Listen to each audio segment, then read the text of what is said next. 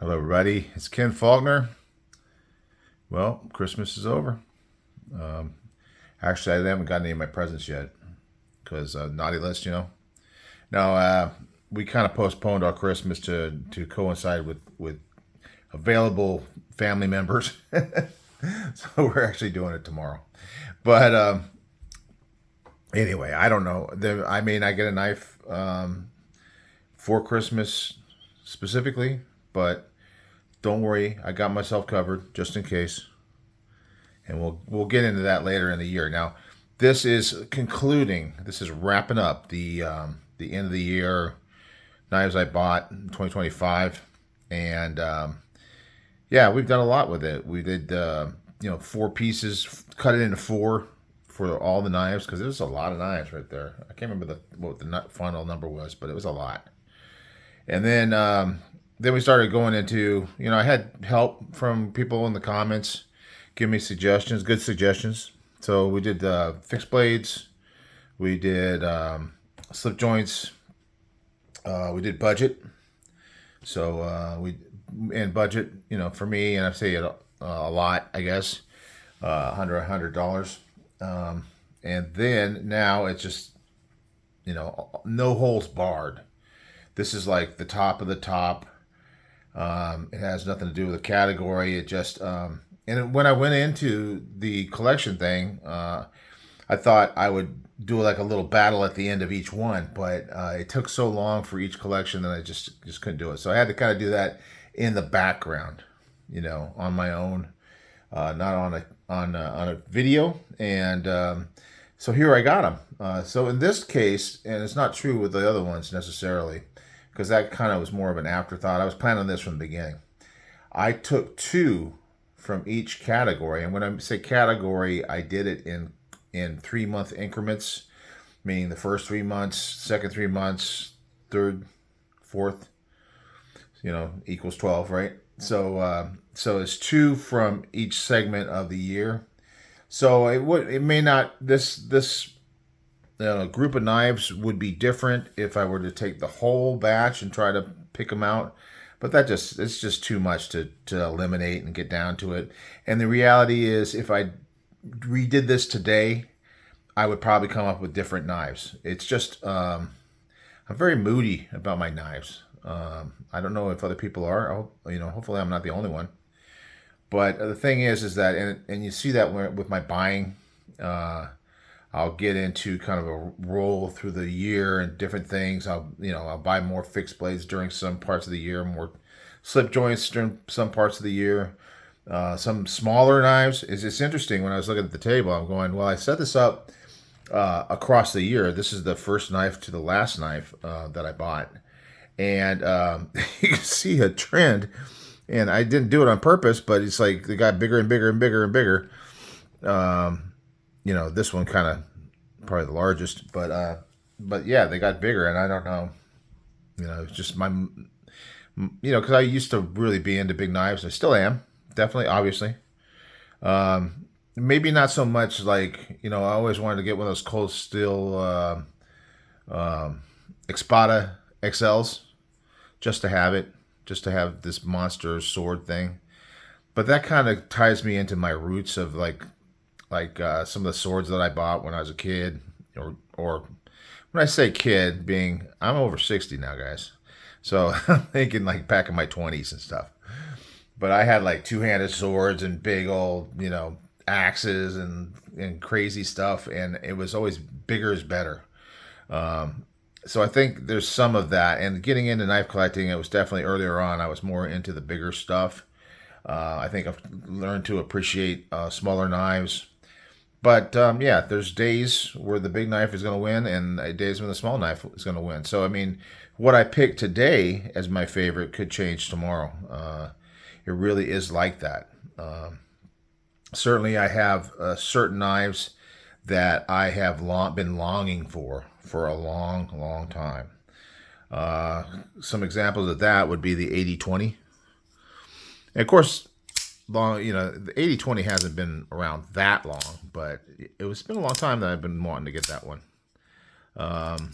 There's some other ones in my list, like the XM18, which I didn't buy this year, from Hinder. Um, so there's knives like that have been waiting a long time, and actually coming up in the mail, taking its sweet time getting here, is one that's kind of like that. So we'll talk about it when it gets here. Fingers crossed that it gets here. Please, please. You got certain knives, because on this table right here, uh, if you're not familiar with some of the price tags, we got some. There's one knife that's over $600. There's one, two, three, four, five. So more than half of them are over $300.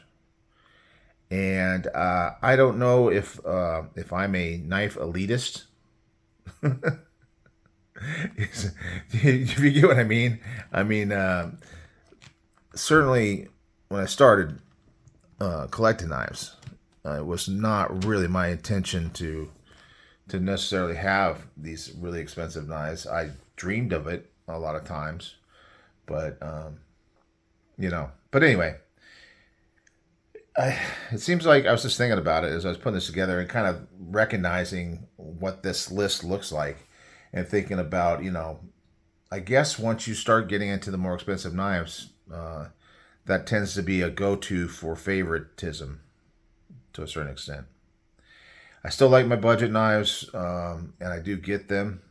I do like to be able to get a knife that doesn't cost over $100 sometimes, because every time I buy one of these knives, it's there's a lot of thought involved. Unless somebody I know hits me up in a message saying, "Hey, I got this knife. You interested in buying it?" Yeah, then that happens sometimes, and sometimes I'll make pretty rash decisions on things like that. I always find some way to make up for it. That means I'm going to end up not being able to buy expensive knives for a while. I'll be getting those Rough Riders for a bit because of it. I have to pay my penance. I have to pay my dues, right? Because we need to. Money doesn't grow on trees. I did learn that when I was a kid. Eventually, it took a while. Just because you want money from your parents doesn't mean that they have it. And being a parent now, I know. So anyway, lots of talking. Let's get into the knives. Let's see. Well, we're starting from earlier in the year with the Mac 2. I think I got this one. Yeah, I got this one in Texas. No. I got this one on the secondary. I did get this one on the secondary. Considering, you saw how many knives, if you've been following along, you saw how many knives I bought in 2025. It was a lot. And you start to kind of lose it. Certain things stick out. My memory is not as good as it used to be, for sure. And it never was all that great, be honest. Come on. But anyway, yeah, I got this a secondary. This is one of those ones where somebody hit me up and said, "Hey, I got this knife. If you want, let me know." And I did. I wanted this knife bad. I wanted this knife bad. Everybody's talking about it, and I just love the idea of a USA made. Somebody who's a custom maker that is getting into production stuff. So it's like it brings it down into a price tag that I can barely reach towards and manage to get a $535 knife according to my spreadsheet. Yeah. And, in reality, when I first got this knife, it probably would not have been on this list. And you may have heard this from other people. I know Chris from Everyday, you get my channels mixed up. The Unprofessional, not the Everyday City Carry, but the Unprofessional Dad. He has trouble with the detent on it. I did it first. I like a good stiff detent, but it was tough. And then also had a kind of a weird kind of feel about how the back end of this felt in my hand. I got the back spacer, so that ended up adding the price. I don't put that into my price tag that I have on my spreadsheet. I probably should, but this backspacer made a huge difference because he had standoffs, 2 standoffs, and they were just not as solid. It didn't feel as solid, and I've talked about it recently. A solid feeling knife has more value to me. But now, after taking it apart and doing some, care to it, lubing it and stuff like that, and putting that backspacer in just over time, this has gotten to be such an awesome feel on that detent. It landed in the right place. Certain things you need to start out, somewhere, because it is going to break in over time, and trying to get it to break in at just the right place. And it's been this way for a while, so I know it's not like going to lose it anytime soon. It just feels so good. Great action now. So it's definitely there. Now this is one I've talked about it. In my hand, it just fits. It just fits. I mean, there's no choke up spot unless you call that little flat spot, but really, when you're holding it, that's where you're going to go. Yeah, you might go there. You can adjust a tiny little bit, but there's not a whole lot. If you come back here with your index, you're right there at the end, but you're still 4-finger. It's still holding in, and this spot really hits well. I mean, it's just a well-designed knife. If you had a much bigger hand, like Chris has, it may be more of an issue, but for me, it's just a sweet spot, right? I love that sweet spot. Things just fit in place. It just feels good, feels right. Great jimping. So this is a great knife. So that it's on this list for a reason. It does have stiff competition coming up, though. Another secondary knife came to me with an orange handle. And this is one of the ones which really got on the radar because of steel. Rex 121. Just really wanted to see what all the excitement's about. I mean, I don't necessarily make, I really don't make judgments unless I haven't had any experience with it. And I keep an open mind until I actually get it, use it, and see for myself what it's all about. And anyway, got this knife. Definitely another smaller one, but it does have that choke up spot. That's that Ken's rule for the small knives. Doesn't, rules are made to be broken, and I do break the rules sometime, but this one, yeah, so here it's 3.5 finger, but that doesn't feel comfortable. This one really feels comfortable right here, choked up right there, up against that edge. Just nice, really nice feel to it. It's got plenty of blade. It's smaller, but it's got plenty of blade.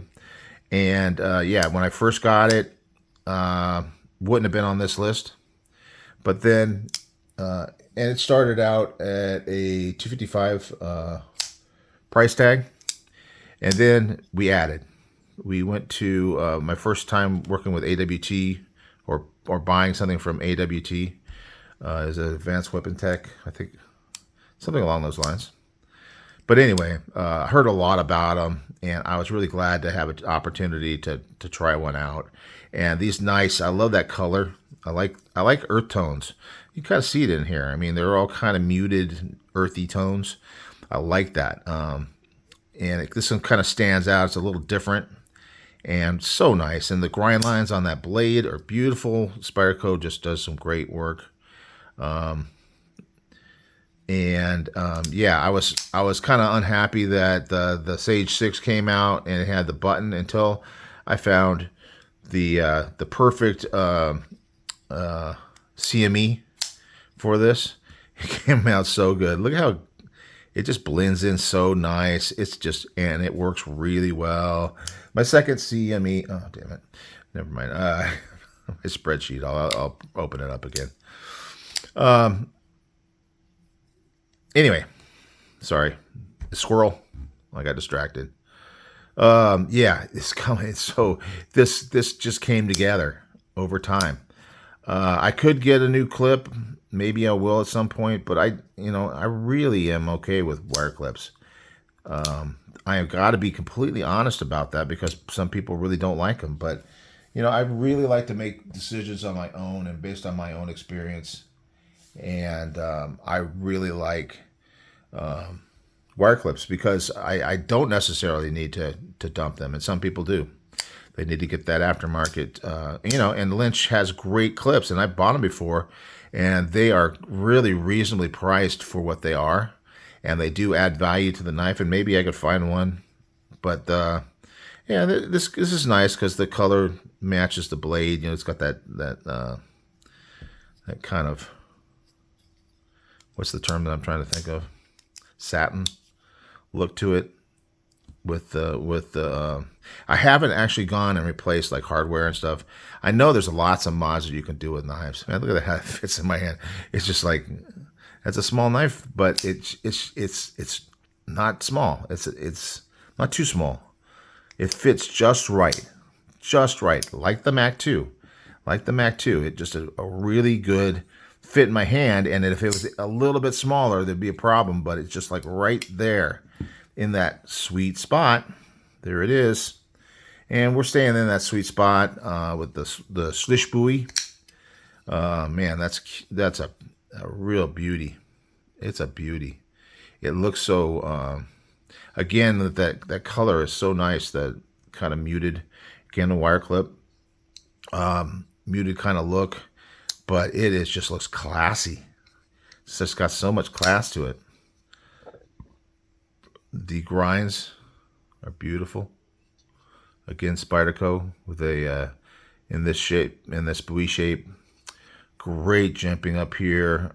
Not significant thumb ramp. It does kind of ramp, but it doesn't like roll up into a thumb ramp. But it definitely gives you that tapering effect. And look at that. Again, my hand fits perfect.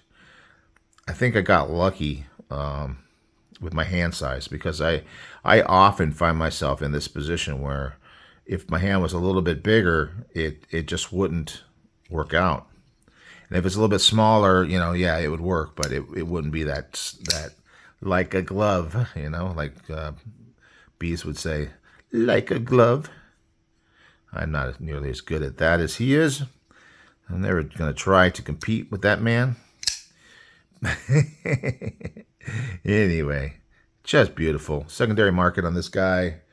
Price tag $49, and it is it's one of those ones. It's kind of legendary. It's kind of like you hear about the Schlichbui, and it's like woo, and then you don't see it around on Blade HQ all the time or whatever.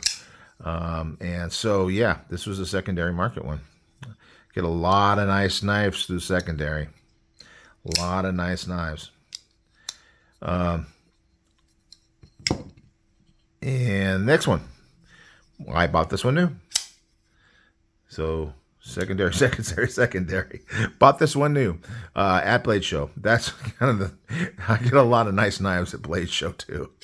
A lot of knives. Recently, somebody was talking about knives, I think, of this year, and a lot of people were talking about this knife. So I'm really happy, because I was just walking around Blade Show. I didn't have it on my list. It wasn't on my radar. I always, had heard about Gecko knives and went over to their booth just to see what's going on. Started seeing this stuff, and man, and they had another one that looked really nice, and they were calling it a, Rosy Killer.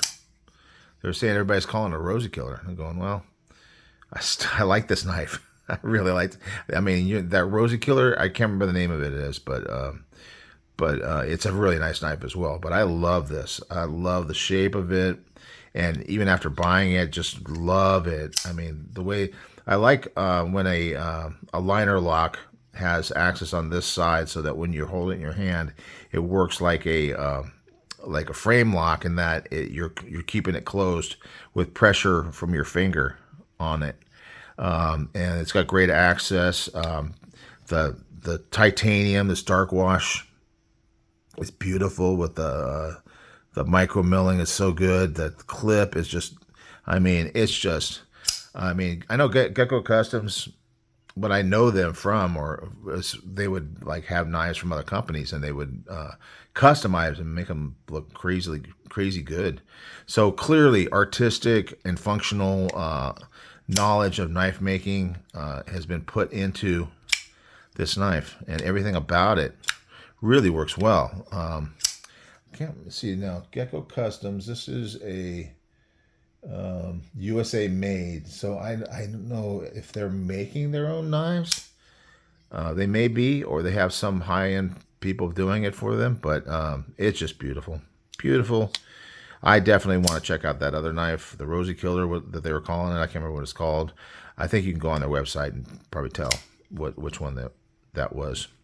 But then again, is it going to be available? This one was just awesome. Gosh, I love this knife. It's really nice. I mean, in some ways, it's like it's a favorite to win.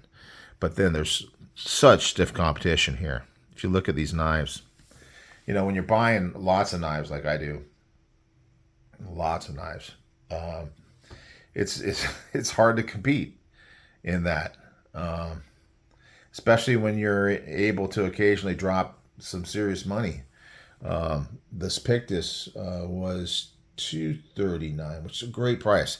The Rosie Killer one that they were talking about, that I can't remember the name of, was more. And I had already kind of blown a bunch of money at Blade Show, so that's the reason, part of the reason. But I really love this one too. So I mean, I'm super happy that I got this one. I'm super happy. If I never get a chance to get that other one because they sold out and they moved on or whatever. Oh man, this thing works so well. The action is so good. This long, fuller hole thing, just so good. The blade shape, hollow grind is beautiful. I mean, it's got that Evo kind of look to it, Evo 3.0 or something like that. Also reminds me of the Voodoo. There's a lot of stuff that this reminds me of, but all good quality knives. And for that price, $239. Whew! Damn, that's good. Damn, it's good. Sorry for cursing. Is that even cursing in today's world? When, everybody, all the politicians are blowing out the F-bombs and all that kind of stuff.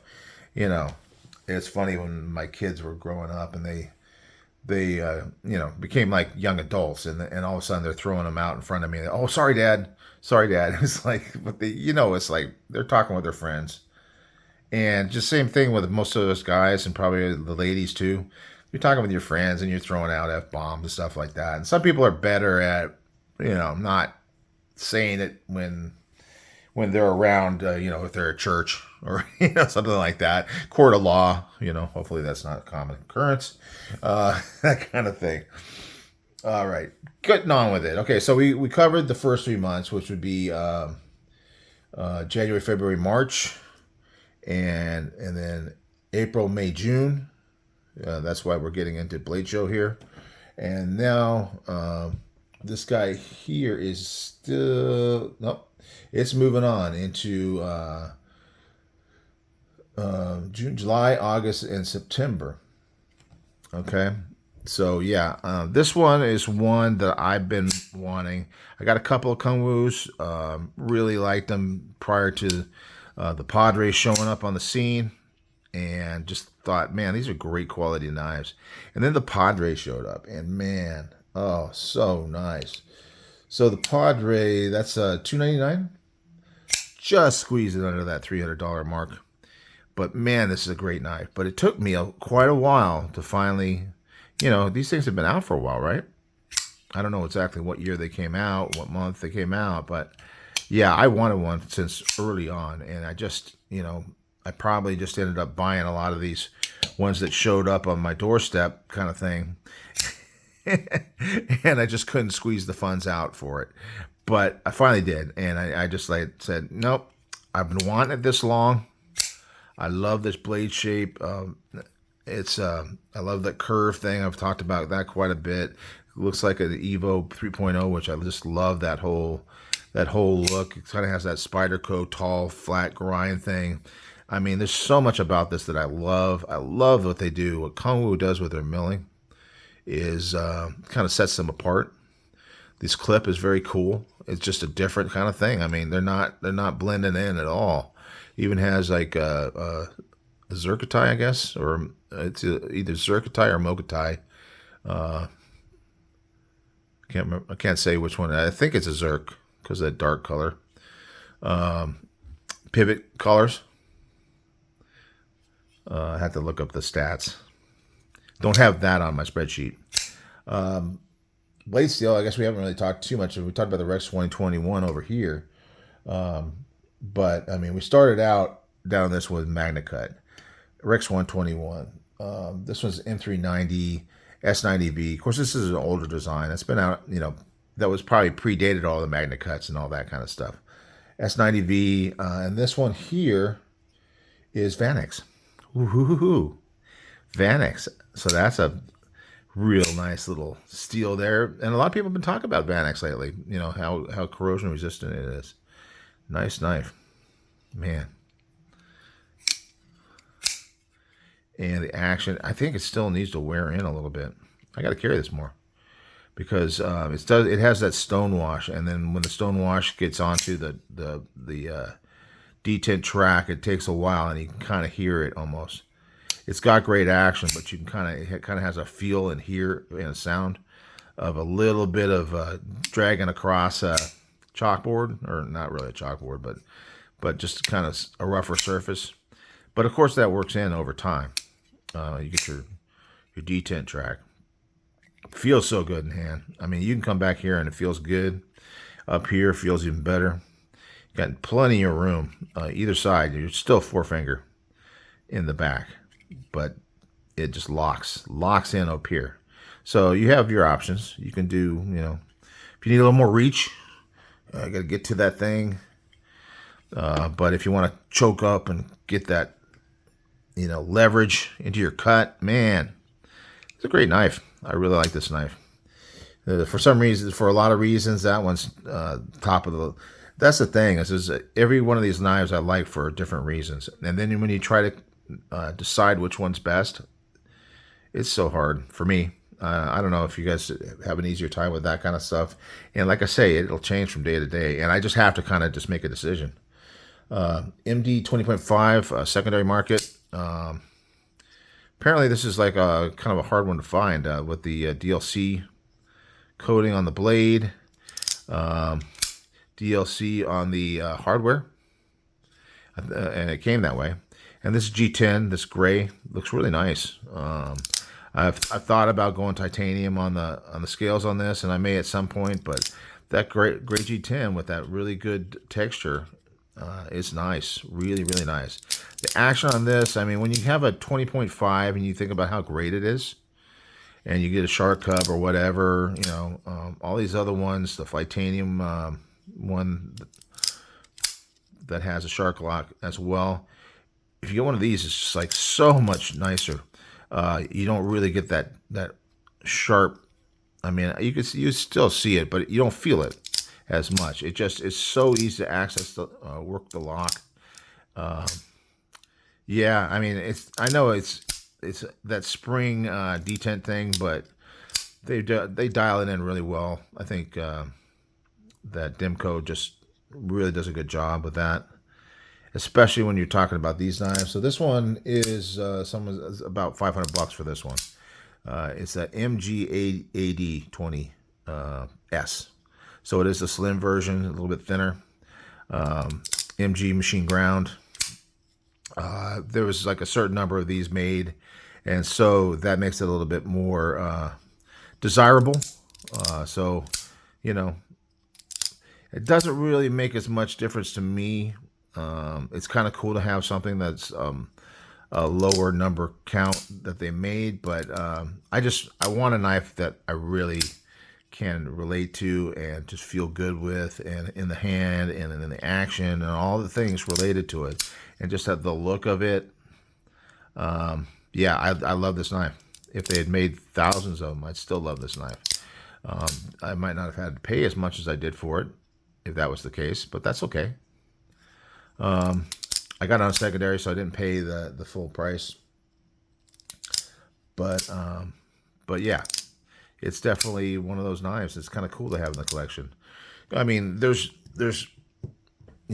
liking aspects of knives, like how it feels and all that kind of thing, and then there's that desirability in the community, and that kind of thing is kind of cool in the collection portion of it.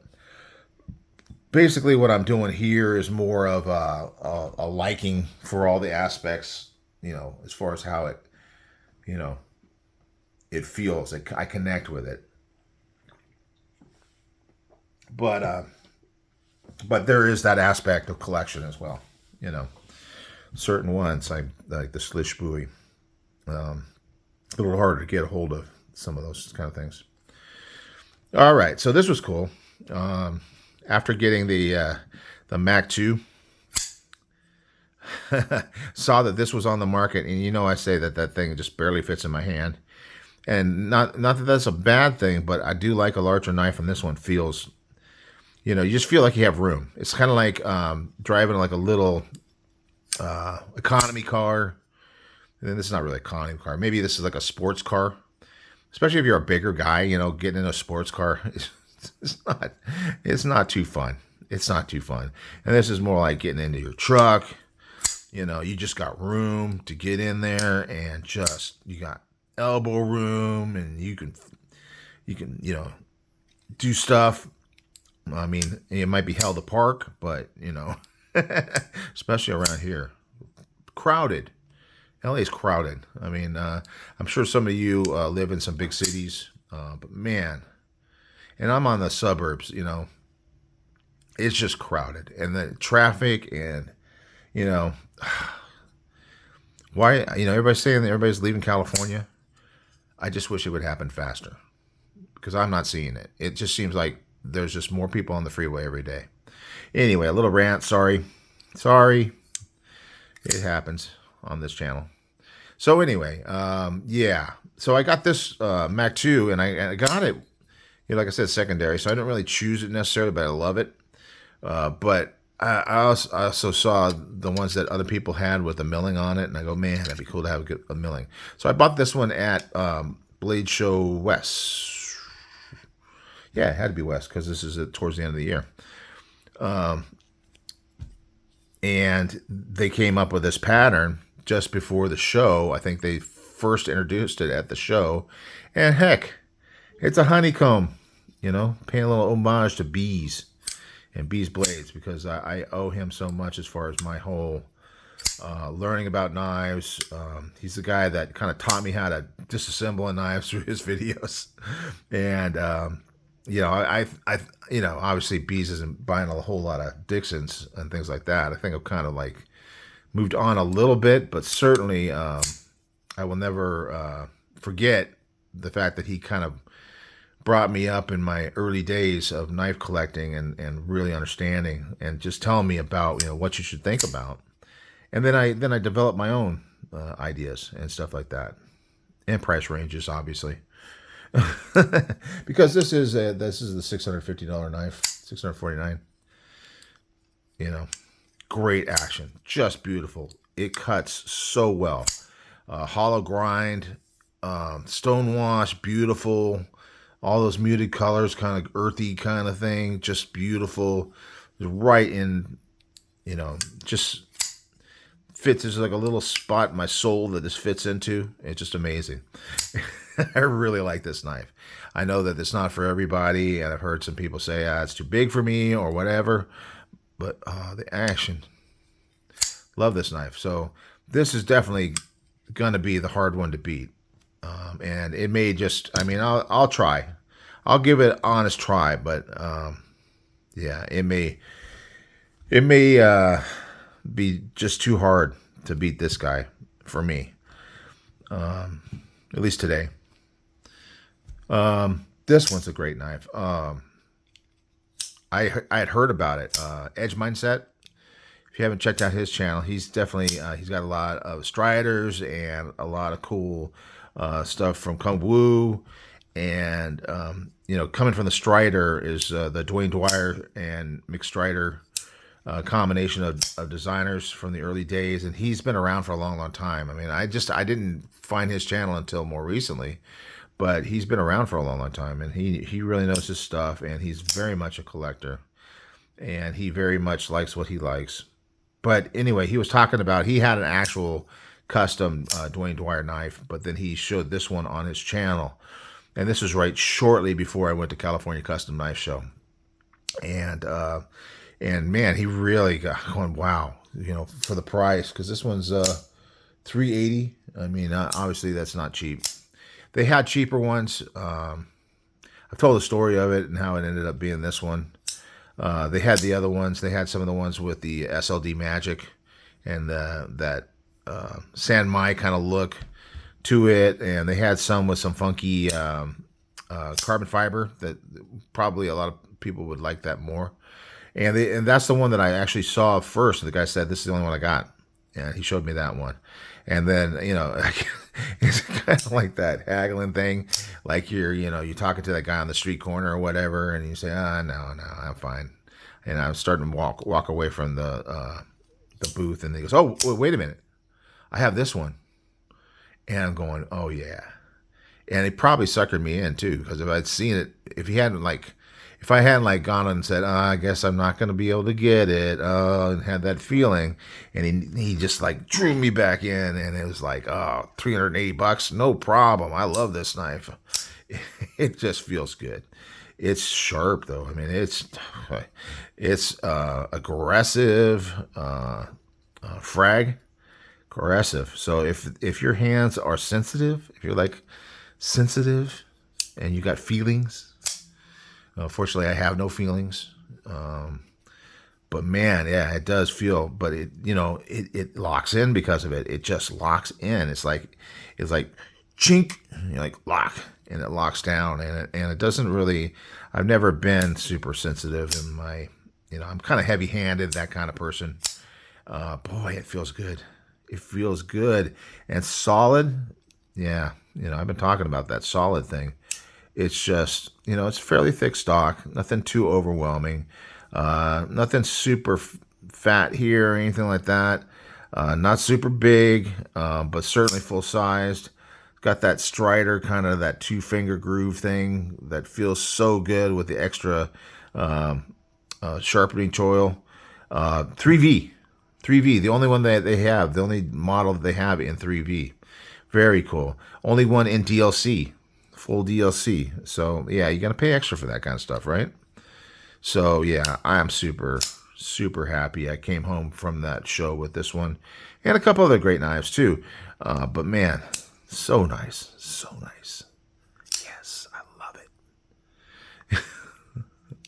I am really getting goofy lately, guys. I mean, hopefully I don't go completely, Pee Wee Herman on you with the knife channel.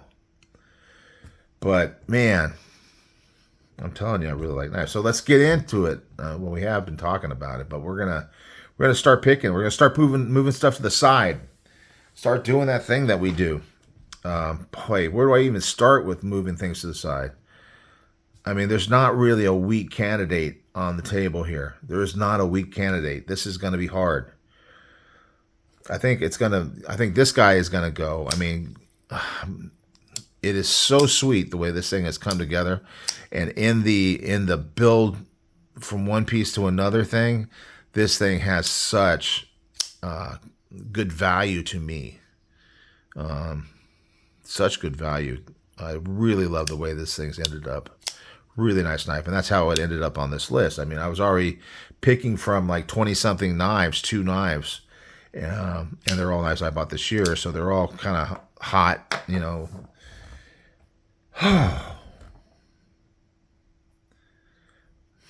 What's next? Really hard, really hard, and probably the Mac 2 because of the fact its big brother is here, and it's not going to be able to compete against the big brother. It's a great knife, and I love it, but it's just, it's not going to be able to compete. So it's going to the side. The second one on time is the Mac 2. Can you believe that? Slish Buoy. Yeah, I really like this. There's a lot of things that made me like this one, but it's just not. It's not going to make the cut. I love it. I love this. When they came up with a Bodacious, and it's a little bit cheaper knife than this, and the handles on that one, which are G10, where this is titanium, they just reminded me of so much of this that's really a big selling point for me buying that Bodacious. I love it. I mean, I love this knife. I love all these knives. It's so hard, but it's going to the side.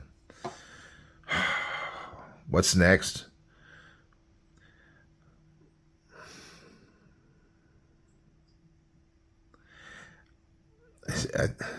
is probably going to be one of these three here. It's going to be one of these three, and it's just so hard. There's so much I love about this knife.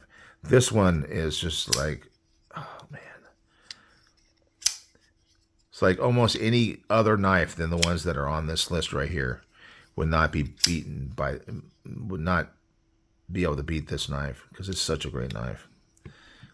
It is a smaller one, so I think it's going to go to the side. God, why do I do this to myself? Why?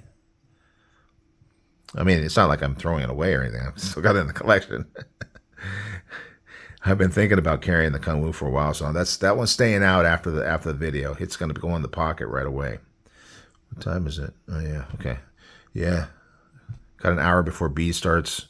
Obviously, this is going to upload. It's going to take a while because it's probably 40 minutes. Okay, let's try to wrap it up in the next 4 because it's 41 minutes now.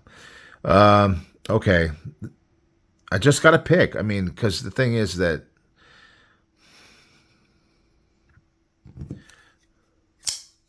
it's nice. Oh gosh. Okay, so the next one going is going to be the BB&M. Is that right? I always have to double check that. BB&M. Yeah, I got it right. I mean, it's got that aggressiveness, which I love in some ways, but in other ways, it's not as smooth in the hand. God, so nice. All right, going to the side. This is so hard, guys. Now it's pretty easy. The Kunwu is going to go because these guys are standing out. It's just, but it's going. You know where it's going though. Let me put it in the pocket right now. Oh yeah. Oh yeah. Oh yeah. That feels great. That feels good in the pocket. All right. If you gotta go, don't go to the side. Go in the pocket. All right. Let's check these out. God, that's so great. I mean, it doesn't have real detent. Is probably a downside on this one, and maybe its downfall. This one has this incredible titanium. Oh my gosh, the sound! Did you hear that? Oh my gosh!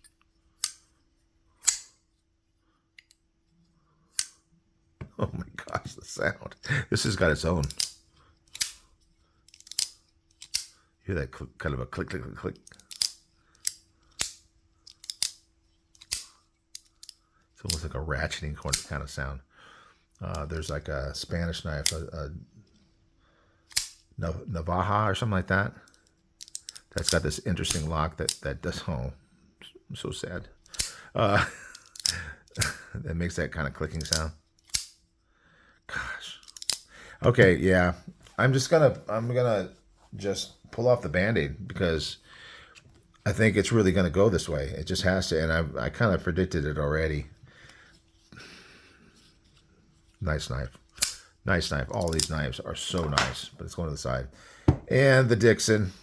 You may not agree, which is okay.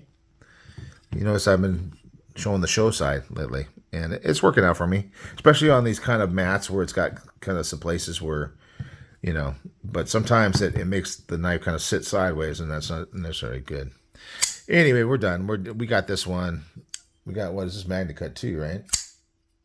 The knees is honeycomb and MagnaCut. Yeah, just a great knife. I mean, I mean, I could see that it might not be for everybody, but for me, there's no denying it. It just has that. It just really feels great. I mean, I did want it and want it and want it, and it's decided I'm gonna get it. But once I got it, it became a whole new thing. Oh, it's so smooth. Yep, I don't regret it. It's hard still to even imagine that anything could beat some of these other knives, but yep, that's the way it is, guys. It's the Dixon as #1 for 2025 in my book. And I know it's a lot of money. And I know I'm not telling anybody because I know how hard it is to pay the piper. You know, once you dropped all that money, you got to make it up somewhere. That means you're going to have to tighten up in other areas. So be aware and think about it before you try to get one of these. And it may be hard. Blade Show has given me so many opportunities to get knives. Now you can always go to Blade Show. I recommend it, and then let me know, and let's meet up. I was just talking to Derek for real. I don't know if you watch my channel much, but we talk back and forth. And he texts me once in a while, and he really, I got to see him for a half minute at Blade Show because I was gonna jump in the truck with Bees and Mrs. Bees, and my girlfriend was with me, and it was raining and all that.